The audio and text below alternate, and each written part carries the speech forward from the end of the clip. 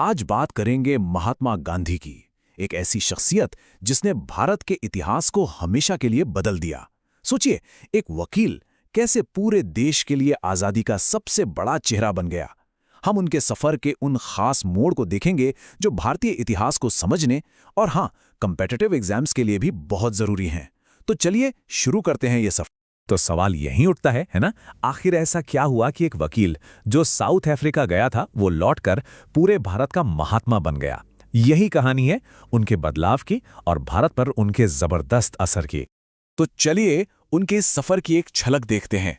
1915 में उनकी भारत वापसी, फिर 1917-18 में उनके पहले सत्याग्रह, 1920 का बड़ा असहयोग आंदोलन, 1931 का ऐतिहासिक गांधी-इरविन पैक्ट और फिर 1948 में एक युग का अंत। एक एक करके इन सभी पड़ावों को समझने की कोशिश करेंगे। तो कहानी की शुरुआत होती है जनवरी 1915 से। सोचिए, करीब 20 साल साउथ अफ्रीका में बिताने के बाद गांधी जी भारत लौटते हैं। गए तो थे एक वकील बनकर, लेकिन वहां से लौटे एक मजबूत नेता बनकर जो भारतीय समुदाय के हक के लिए लड़ चुका था। और वो अपने साथ एक ऐसा हथियार लेकर आए थे जो किसी तोप या बंदूक से ज्यादा ताकतवर था। सत्याग्रह, मतलब सत्य के लिए आग्रह। ये कोई मामूली शब्द नहीं था, ये एक पूरी तकनीक थी बिना हिंसा के अपनी बात मनवाने की, जिसे वो साउथ अफ्रीका में आजमा चुके थे। सोचिए, सत्य और अहिंसा के दम पर दुनिया के सबसे बड़े साम्राज्य को चुनौती देने का ये उनका तरीका था। अब ये समझना बहुत जरूरी है कि जिस भारत में गांधी लौटे वो भारत नहीं था जिसे वो छोड़कर गए थे। 1915 का भारत 1893 के भारत से एकदम अलग था। अब देश बदल चुका था। स्वदेशी आंदोलन ने लोगों के अंदर एक राजनीतिक चिंगारी जला दी थी और इंडियन नेशनल कांग्रेस, जो पहले बस कुछ पढ़े लिखे लोगों का ग्रुप हुआ करती थी, अब एक बड़ा राष्ट्रव्यापी संगठन बनने की तरफ बढ़ रही थी। तो भारत आते ही गांधी जी सीधे नेशनल पॉलिटिक्स में नहीं कूद पड़े। नहीं, उनके पॉलिटिकल गुरु थे गोपाल कृष्ण गोखले। उन्होंने सलाह दी कि पहले 1 साल पूरा भारत घूमो, देखो, सुनो और लोगों की असलियत को समझो। और गांधी जी ने यही किया। इसके बाद ही शुरू हुआ भारतीय जमीन पर सत्याग्रह का असली टेस्ट। और ये टेस्ट हुए 3 बहुत ही जरूरी लोकल आंदोलनों में। 1917 में बिहार के चंपारण में नील किसानों के लिए, फिर 1918 में गुजरात में पहले अहमदाबाद के मिल मजदूरों के लिए और फिर खेड़ा के किसानों के लिए। ये लड़ाइयां भले ही छोटी और लोकल थीं, पर इनकी जीत की गूंज पूरे देश में सुनाई दी। और यहीं से बात बदल गई। इन जीतों ने गांधी जी की एक ऐसी इमेज बना दी कि ये वो नेता है जो सिर्फ बातें नहीं करते, बल्कि आम लोगों के लिए, किसानों और मजदूरों के लिए सच में कुछ करके दिखाते हैं। लोग उन्हें गरीबों के मसीहा की तरह देखने लगे। तो ये जो छोटी छोटी सफलताएं थीं, इन्होंने एक बहुत बड़े संघर्ष की जमीन तैयार कर दी। अब गांधी जी का मकसद सिर्फ किसी एक जगह का मुद्दा सुलझाना नहीं था। अब लक्ष्य था पूरे भारत को ब्रिटिश हुकूमत के खिलाफ एक साथ खड़ा करना। और इस बड़े बदलाव की चिंगारी बनी 1919 का रॉलेट एक्ट। सोचिए, फर्स्ट वर्ल्ड वॉर में भारत ने अंग्रेजों का पूरा साथ दिया। उम्मीद थी कि बदले में कुछ अधिकार मिलेंगे, पर मिला क्या? एक ऐसा दमनकारी कानून जिसे गांधी जी ने काला कानून कहा। मतलब अब सरकार बिना किसी मुकदमे के किसी भी भारतीय को जेल में डाल सकती थी। ये सरासर एक धोखा था। इस काले कानून के खिलाफ पूरे देश में गुस्सा भड़क उठा और इसी दौरान हुआ वो भयानक हादसा, अमृतसर का जलियांवाला बाग हत्याकांड। एक ब्रिटिश ऑफिसर ने एक शांतिपूर्ण भीड़ पर गोलियां चलाने का हुक्म दे दिया। 400 से ज्यादा लोग मारे गए। इस एक घटना ने पूरे देश को हिलाकर रख दिया और गांधी जी को एक ऐसे नेता के तौर पर स्थापित कर दिया जिस पर किसी को कोई शक नहीं था। तो इन सब घटनाओं के जवाब में 1920 में गांधी जी ने शुरू किया असहयोग आंदोलन।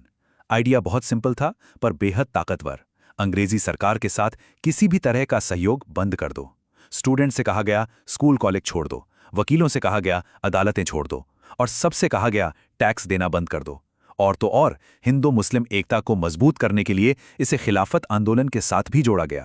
और जानते हैं, ये आंदोलन इतना जबरदस्त कामयाब हुआ कि अंग्रेजी राज की नींव हिल गई। लगने लगा था कि आज़ादी अब दूर नहीं। लेकिन फरवरी 1922 में चौरी चौरा में एक घटना ने सब कुछ बदल दिया। वहां एक गुस्साई भीड़ ने एक पुलिस स्टेशन में आग लगा दी, जिसमें 22 पुलिस वाले मारे गए। ये गांधी जी के सबसे बड़े सिद्धांत अहिंसा के खिलाफ था और सिर्फ इसी एक घटना की वजह से उन्होंने पूरा का पूरा नेशनल मूवमेंट अचानक रोक दिया। अब देखिए, गांधी जी के लिए आज़ादी का मतलब सिर्फ अंग्रेजों का चले जाना नहीं था। नहीं, वो बात करते थे आर्थिक आज़ादी की भी। उनका मानना था कि असली स्वराज तब तक अधूरा है जब तक हम आर्थिक रूप से आत्मनिर्भर न हो जाएं। और इस सोच के बिल्कुल सेंटर में था खादी। गांधी जी का एक बहुत मशहूर कथन है, चरखा राष्ट्र की समृद्धि का और इसीलिए उसकी स्वतंत्रता का प्रतीक है। सोचिए, उनके लिए चरखा सिर्फ सूत काटने की मशीन नहीं था, ये भारत की आर्थिक गुलामी की जंजीरें तोड़ने का एक हथियार था। ये सेल्फ रिस्पेक्ट और सेल्फ रिलायंस का सिंबल था। इसको ऐसे समझिए, एक तरफ था इंग्लैंड की मिलों में बना कपड़ा, ये हमें उन पर निर्भर बनाता था और हमारा पैसा देश से बाहर ले जाता था। और दूसरी तरफ था खादी, जो हमारे अपने गांव में बनता था, हमारे लोगों को काम देता था और पैसा देश में ही रखता था। तो ये सिर्फ कपड़ा नहीं था, ये अंग्रेजी हुकूमत के खिलाफ एक इकोनॉमिक विद्रोह था। तो कुल मिलाकर खादी सिर्फ कपड़ा नहीं था, यह अपने आप में एक पूरा प्रोग्राम था। ये आर्थिक आत्मनिर्भरता का जरिया था, अंग्रेजी सामानों का बाइकआउट करके विरोध का एक हथियार था, और ये गांव में लाखों लोगों को रोजगार देकर एक बड़ा सामाजिक बदलाव लाने का माध्यम भी था। गांधी जी सिर्फ सड़कों पर आंदोलन करने वाले नेता ही नहीं थे, वो एक बहुत ही शातिर पॉलिटिकल नेगोशिएटर भी थे। तो चलिए अब उनके लीडरशिप के इस दूसरे पहलू को देखते हैं, यानी ब्रिटिश साम्राज्य के साथ बातचीत की मेज पर गांधी। सविनय अवज्ञा आंदोलन ने अंग्रेज सरकार को ये अच्छी तरह समझा दिया था कि अब वो कांग्रेस को और नजरअंदाज नहीं कर सकते। अगर भारत पर राज करना है तो भारतीयों से बात करनी ही पड़ेगी। इसी दबाव में आकर उस वक्त के वाइसरॉय लॉर्ड इरविन बातचीत के लिए तैयार हुए और यहीं से गांधी इरविन पैक्ट की नींव पड़ी। तो 5 मार्च 1931 को यह समझौता हुआ। इसकी शर्तें क्या थी? मोटा नोटा समझें तो अंग्रेज सरकार ज्यादातर राजनीतिक कैदियों को रिहा करने पर मान गई, भारतीयों को समुद्र किनारे नमक बनाने की इजाजत भी दे दी। बदले में कांग्रेस ने सविनय अवज्ञा आंदोलन को रोकने और दूसरी गोलमेज कॉन्फ्रेंस में हिस्सा लेने के लिए हाँ कर दी। लेकिन इस समझौते की सबसे बड़ी, सबसे जरूरी बात क्या थी जानते हैं? ये इतिहास में पहली बार था जब ब्रिटिश हुकूमत ने भारतीय नेताओं के साथ बराबरी के दर्जे पर बैठकर कोई समझौता किया था। ये सिर्फ एक पॉलिटिकल एग्रीमेंट नहीं था, ये एक बहुत बड़ी साइकोलॉजिकल विक्ट्री थी।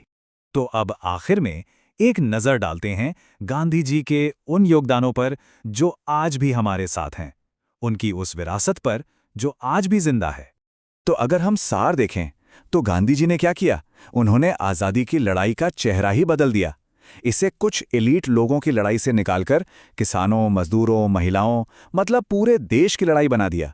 उन्होंने दुनिया को सत्याग्रह जैसा ताकतवर हथियार दिया, पॉलिटिकल आज़ादी को इकोनॉमिक आज़ादी से जोड़ा और इस पूरी लड़ाई को एक मॉरल, एक नैतिक लड़ाई का रूप दिया।